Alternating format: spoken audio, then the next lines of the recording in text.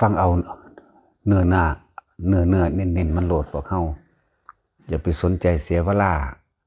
คิดหาเรื่องสิ่งศักดิ์สิทธิ์คิดหาเรื่องพระอินทร์พระพรหมสิปกป้องนั่นนี่เอาตนเองล้วนๆโหลดยังก็ดี คำว่าปัญญาเนี่ยคือความรอบรู้ในกองสังขารคือสิ่งทั้งหลายทั้งปวงที่มันเกิดขึ้นนั่นแหละกองสังขารก็ดีในตาที่เราเห็นอยู่กองภายนอกเป็นวัตถุต่างๆกองสังขารความคิดกับกองสังขารคือกันนี่เอาเนื้อเน้นๆมาโหลด เมื่อใครควรพิจารณาเบื้องแล้วตั้งแต่เราเกิดมาจดจื้อจำความใดแบบนั้นแบบนี้หลายอะไรอย่างฤดูกาลหมุนเวียนเปลี่ยนแปลงไปเดี๋ยวร้อนเดี๋ยวหนาวเดี๋ยวฝนทำมาหากินนั่นนี่หมุนวนอยู่จังสี่นี่กับกองสังขารอันหนึ่งนะผู้นั้นผู้นี้เกิดขึ้นมาแล้วคนเกิดก่อนเฮาตายก่อนมีคนเกิดหลังเฮาตายก็มีนี่กับกองสังขารอันหนึ่งเห็นปะหมุนวนมาอยู่จังสี่คนเฮา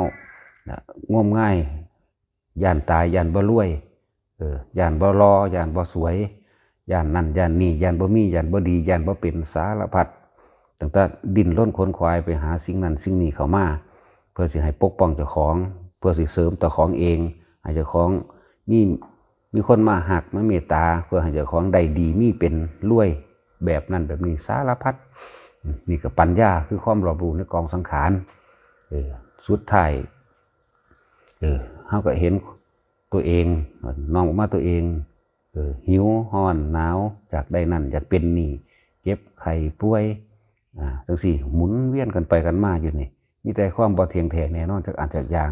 สิ่งนี้เกิดสิ่งนั้นดับสิ่งนั้นดับสิ่งนั้นเกิดอยู่เพราะสำนั้นปู่ย่าตายายเฮาทั้งหลายแหละลุงป้าเอาเพราะว่าลูกหลานแม้ตายแต่ละคนเที่ยวเวียนว่ายตายเกิดจังสี่ย่ำใดเฮาสิเห็นความเบื่อหน่ายของเฮาเองเนาะในความอยากได้อยากดีอยากมีอยากเป็นภายนอกภายในภายนอกคือเฮาเห็นวัตถุสิ่งของคือคนแหละคือบ้านคือเรือนฝนตกฟ้าห้องลมใหญ่ผัดฟ้าพาว่าดังเกิดความหวาดบันคันข้ามความย่านความกลัวสารพัดคิดเบิ่งมันเป็นแต่อยากได้อยากเป็นอยากดีอยากมีอยากเอาอย่างอยู่บอกพวกเฮาเนี่ยหมุนเข้ามานี่โลด เบิ่งนี่โดยวัตถุภายนอกเฮาก็เห็นแล้วหลายๆอย่างที่เกิดขึ้นแล้วก็เสื่อมสลายแตกไปดับไปตายไปต้นไม้วะนี่เฮาเห็นตั้งแต่มันเกิดที่แรกจนว่ามันตายคนก็คือกันเห็นแต่มันเกิดที่แรกจนว่ามันตายเขาก็เห็นมาแล้วก็แห้งแล้วนั่นแหละคำว่าความรอบรู้ในกองสังขารหรือคำว่าปัญญาเห็นความบ่เที่ยงเห็นความเป็นอนัตตาเด้อเนี่ยเหมือนเฮามาสรุปลงไปบ่มีสิ่งใดสิ่งหนึ่งเกิดแล้วสิบ่ดับบ่มีเลยนะแม้ตัวโตเฮาเอง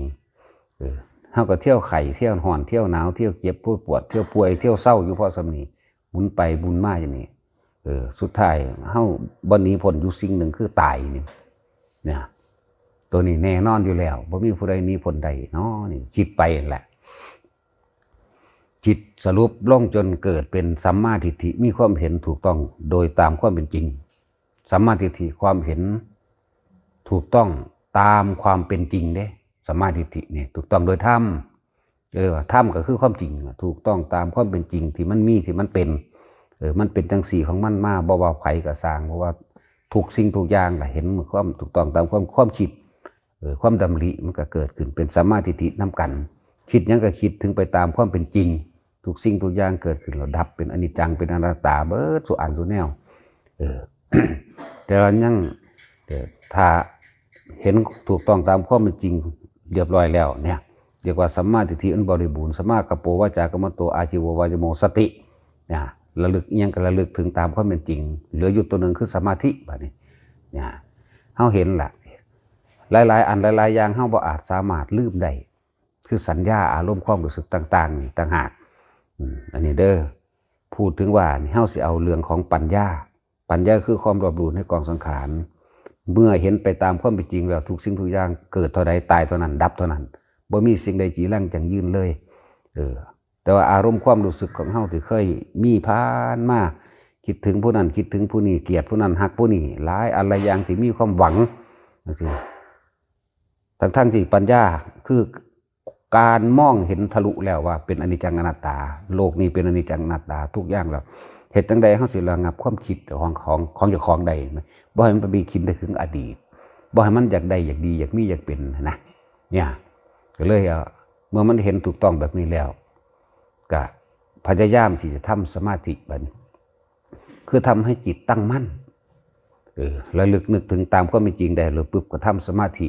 ทำให้จิตตั้งมั่นเขาก็ต้องอาศัยลมหายใจเข้าลมหายใจออกเป็นที่อยู่ของความคิดเขาบ่ให้มันคิดไปพุ่นไปพีให้เป็นที่อยู่แห่งความรู้สึกนึกคิดเรียกว่าเป็นวิหารธรรมอันนึงเป็นที่อยู่ของจิตจังซี่คนก็บ่เข้าใจจิตมันแปรหลายโพดเอาความคิดโลดเอาความคิดมาอยู่คิดถึงลมหายใจเข้าหายใจออกนี่เป็นสมาธิมาจิตมันตั้งมั่นมันก็บ่คอยคิดมันก็คอยละคอยลืมกับละอันเดียวกันแล้วบ่ไปคิดถึงคนเฮาถ้าคิดถึงสิ่งใดสิ่งหนึ่งเกิดขึ้นก็ต้องมีความนึกคิดปรุงแต่งไปอยากให้มันเป็นแบบนั้นให้มันได้แบบนี้อารมณ์ก็ก่อเกิดในขณะที่นึกคิดปรุงแต่งไปนั่นแหละพบมันเกิดแบบนั้นนะถึงว่าปัญญาความรอบรู้ในกองสังขารรู้แจ้งเห็นจริงตามความเป็นจริงในลักษณะแห่งการเห็นนี่สัมมาทิฏฐิเกิดเมื่อการเห็นแล้วก็พยายามมาตั้งใจเลยมันพยายามบ่ให้มันคิดก็เลยเอาลมหายใจเข้าลมหายใจออกเอาอาการปิติมาเป็นเครื่องบ่งบอกของตัวเองว่าจิตมันตั้งมั่นแล้วเฮาสิรู้สิ่งทั้งปวงใดก็ว่าเป็นผู้มีจิตหนึ่งตั้งอยู่เพ่งอยู่หรือเป็นวิหารธรรมเป็นเรือนแห่งใจความรู้สึกต่อของในตัวของเองนั่นแหละปัญญาจึงเป็นที่มาแห่งการอบรมสมาธิเมื่อมีจิตตั้งมั่นสมาธิมันเกิดแล้วความ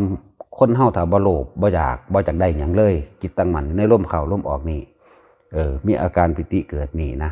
คำว่าศีลเป็นเองโดยอัตโนมัติเฮาบ่ต้องไปสมาทานเฮาบ่ต้องไปขอไผบ่มีความตั้งใจในเจตนาในการที่ไปฆ่าไปลักไปปล้นไปจี้บ่มีเลยเลยจึงบอกว่าปัญญาเป็นที่มาแห่งการอบรมสมาธิเป็นที่มาแห่งการอบรมศีลศีลคือการไม่มีจิตคิด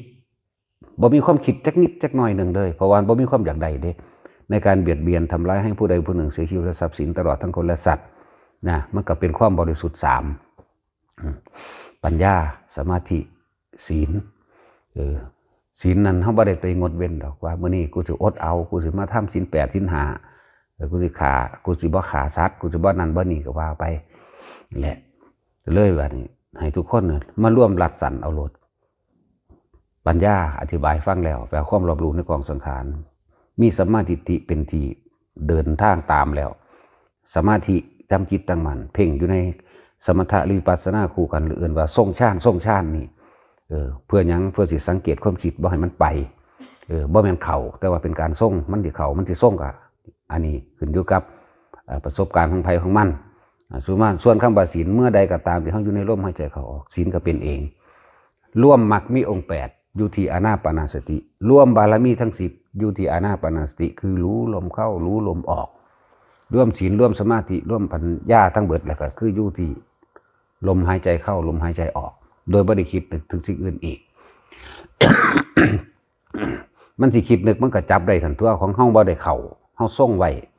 เฮาเบิ่งความรู้สึกของเจ้าของเองเป็นตัวประกันตัวเองเป็นโลกเป็นรู้เป็นตัวรู้บอกเจ้าของเองว่าความคิดกำลังสิไปปั๊บเฮาฮู้อยู่แล้วมันจักได้อยากดีอยากมีเป็นหยังสุดท้ายแล้วมันได้มันดีมันมีมันเป็นก็ต้องเข้าสู่อนัตตาเนี่ยทุกสิ่งทุกอย่างเป็นสุญญตาทั้งหมดเนี่ยมันก็ไหลเข้าไปสั่นมันเป็นอนัตตาทั้งหมดเนี่ยแล้วมันก็เห็นคำว่าสุญญตานั่นตัวขาดจากความเป็นเจ้าของขาดจากความเป็นตัวตนคำว่าสุญญตานี่แหละก็กลับมาอยู่กับล่มเลื่อยแล้วมันก็คอยเห็นความคิดวันความคิดเลยถูกรู้มันก็เลยเป็นตาของมันเองแบบนั้นมันเป็นของมันทั้งสั้นเครื่องวัดเท่าคืออารมณ์เครื่องวัด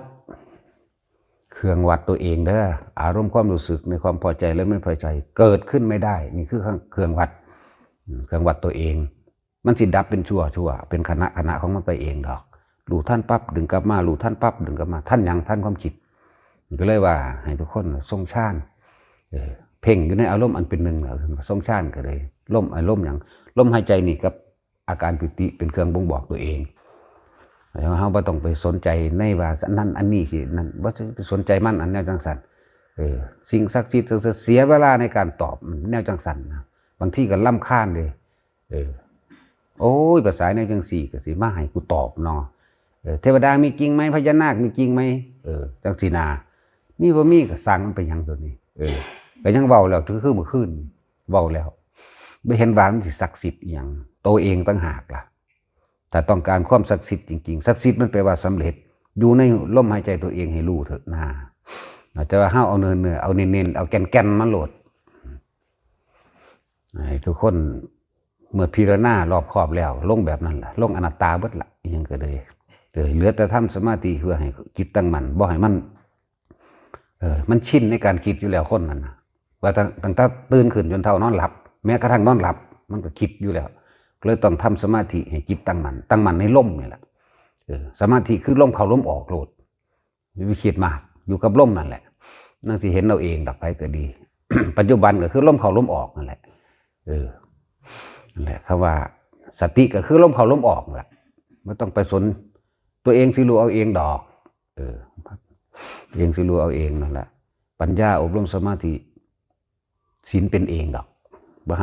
ปหาขอกับไผบ่หาตะตั้งเลยเมื่อปัญญาอบรมสมาธิแล้วจิตมันตั้งมั่นได้แล้วศีลมันก็เกิดแล้วศีลเลยอบรมสมาธิและปัญญาของมันเองดอกเพราะว่ามันเป็นของนุ่นเนื่องกันอยู่ในหันแหละมีแค่หลักการแต่ว่าประสบการณ์อยู่ในหูดังโหลดไผก็ดีรู้ลมเข้าลมออกนั่นน่ะมันจะคอยเห็นความคิดเจ้าของดอกอย่างอื่นๆมันก็อาจจะมีเกิดขึ้นเรียกว่าสิ่งที่มาก่อกวนอุปจาระอุปะคือสิ่งใดมันสิมีสิ่งใดสิ่งหนึ่งเกิดขึ้นอุบัติขึ้นเพื่อสิเขามาเฮ็ดให้เฮาไหวไปบ่ไหวนี่คือความคิดมันหยังวะบางทีก็เห็นแสงวับๆแป๊บๆแสงสว่างอันนั้นอันนี้บางทีก็เห็นคือผีบางทีก็เห็นเปรตบางทีก็เห็นภาพนรกเห็นภาพสัตว์ต่างๆหลายๆอย่างเห็นสวรรค์เห็นนั่นเห็นนี่ก็สร้างอันนั้นเป็นแค่ของหลอกนะบ่ควรนำเขามาคิดนะคิดแล้วก็คำนั่นแหละขนาดคนเฮาเห็นกันอยู่แท้ๆยังตายจากกันภาษากับสิ่งนั้นเกิดขึ้นบับเดียวนึงก็หายไปแล้วเลยเรียกว่าทิมให้เบิดให้รู้เขามาให้มันลงไปอนิจจังอนัตตาทั้งเบิดนั่นแหละเห็นแล้วก็ดับเนี่ยตอนนั้นเองเป็นอนัตตาแล้วเห็นดูเขากับสุญญตาก็ขาดจากความยึดมั่นถือมั่นจากความเป็นตัวตนนั่นตัวขาดจากความเป็นเจ้าของสุญญะไปว่าศูนย์หายไปตามาจากคำว่าอัตตาขาดจากความจากรู้จากเห็นจากเป็นนะมันก็จบไปอยู่แค่นั้นหนึ่งเด้ส่วนคำให้เอาความรู้สึกนั่นแหละเป็นเครื่องวัดตัวเองเลยว่าเฮาละได้หรือบ่ได้ดับได้หรือบ่ดับได้แนวใดก็ดีดับก็ดับความรู้สึกนี่แหละพอใจหรือไม่พอใจอารมณ์ตัวเดียวนั่นแหละทั้งเบิดมันอาสะขยะยานก็คืออารมณ์อันคล้องอยู่แน่มันก็คล้องอยู่ในสองอย่างนั่นแหละพอใจกับบ่พอใจเท่านั้นนะอาสวะขยะยานยานไปว่ารู้อารมณ์แห่งตนเองยังคล้องอยู่หรือไม่นี่ไหมแค่นี้แต่มันมีอารมณ์พึบจนอ้าวทำสมาธิให้มากๆเข้าใจว่าทำให้จิตตั้งมั่นให้มากๆรู้อยู่กับลมให้มากๆยืนเดินนั่งนอนทำการทำงานกินข้าวกินน้ำนั่งท่าได้ก็ได้นั่นแหละจังว่าคำว่าทำให้บ่อยทำมากๆบ่แม่นไปนั่งดูๆเลยบ่แม่นไปนั่งลักษณะรับตาอยู่ดูๆต้องไปหลีกเล่นหรอกดูในลมหายใจของเองแหละมันสิเห็นไปพร้อมกันเลยทั้งนอกทั้งในนี่เขาอยู่กับลมหายใจเขาออกนี่เห็นเขาเห็นนั่นเห็นนี่วกเวกเขาจะนั่งของมาคิดบ่นี่ไหมนี่ล่ะนี่ภายนอกไหมนี่อุปจาระภายนอกติดตาเห็นหูได้ยินอยู่นี่ไหมอุปจาระภายในเนี่ยคือของที่ว่ามันเกิดขึ้นโดยบ่มีตัวตนนั่นไหมบ่มีวัตถุอย่างนั้นล่ะว่าจะเป็นรูปหรือว่าจะเป็นกลิ่นหรือว่าจะเป็นเสียงอย่างที่แม่มันต่างกันได้นอกกับในมันเรียกว่า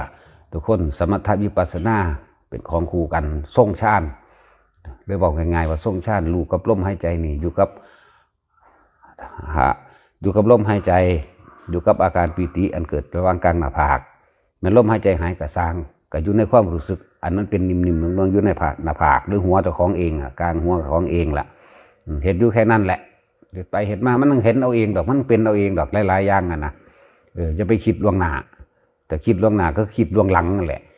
อดีตเป็นอนาคตเบิดนั่นแหละมันคือบอกเป็นคือเพิ่นว่าน่ะคิดถึงอดีตที่มันได้ยินได้ฟังมานั่นแหละปัจจุบันคือลมเข้าลมออกหรืออาการปิติเป็นเครื่องบ่งบอกตัวเองปัจจุบันสติคือลมเข้าลมออก หรือมีความรู้สึกตัวอยู่ในระหว่างกลางหน้าผากหรือนิ่มนวลอยู่กลางหัวได้ทั้งนั้นนะปัจจุบันสตินี่คือรู้ลมเข้าลมออกเลยให้ทำความรู้สึกตัวพร้อมอยู่ตลอดรู้สึกตัวนี่เอาอาการนี้มาเป็นตัวรู้สึกตัวทั่วพร้อมคือตลอดการเห็นมันเป็นให้มันเฮ็ดให้มันได้บ่มีผู้ใดเฮ็ดหยังให้เฮาได้เด้อโตเฮาเองเฮ็ดเองนะคือจังเว้าเรื่องสิให้ผู้นั้นผู้นี้บ่ดลบันดาลความสุขและความทุกข์ให้บ่มีทางเบิ่งตัวอย่างของพระพุทธเจ้าเฮาตอนขึ้นตรัสรู้โลดพระอินทร์พระพรหมหนีปะเบิดเลยหนีเบิดผู้เดียวล้วนๆเนื้อเห็นบ่บาดนี้อาศัยหยังอาศัยลมหายใจนั่นแหละดูกับมันบ่ส่งความคิดออกไปหามันก็เลยบ่มีอิหยังเฮ็ดเฮาได้เข้าใจว่าล่ะทุกสิ่งทุกอย่างมันต่อถอลำเลียงมันเป็นบันไดคือความคิดเฮาไปดึงเข้ามาเองย่านกับความคิดเฮาเป็นผู้คิดว่าย่านทั้งที่บ่เคยเห็นผีเนี่ยบางคนบ่เคยเห็นผีจักเทื่อดอกทั้งย่านผี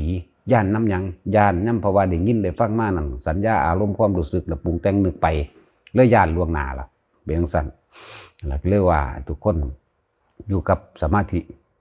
จะคือจิตตั้งมั่นในลมหายใจเข้าออกตั้งมั่นอยู่ในความรู้สึกอันนี้รู้สึกนิ่มๆน่วงๆนี่แหละเป็นวิธีที่ละสันและง่ายแล้วทำให้บ่อยทำให้มากทำให้ชินเมื่อมันชินแล้วมันก็ดูทางของมันก็เข้าได้เร็วตาเข้าสู่การทรงฌานได้เร็วเข้าลมหายใจนี่แหละเป็นวิธีที่ง่ายแล้วก็เฮ็ดได้ทำการทำงานก็เฮ็ดไปนำนึกได้ปุ๊บแค่2 วินาทีก็เอาหน้ารู้ลมหายใจเข้าเทื่อนึงอาการนิ่มน่วงเกิดขึ้นระหว่างกลางหากวูบวาบสำนั้นเว้ากับหมู่ก็เว้าไปเฮ็ดหยังก็เฮ็ดไปเฮ็ดอยู่แค่นี้เวลาความคิดมันสิไปนั่นพอเฮาฮู้ว่ามันสิคิดถึงบุคคลผู้นั้นผู้นี้ปุ๊บ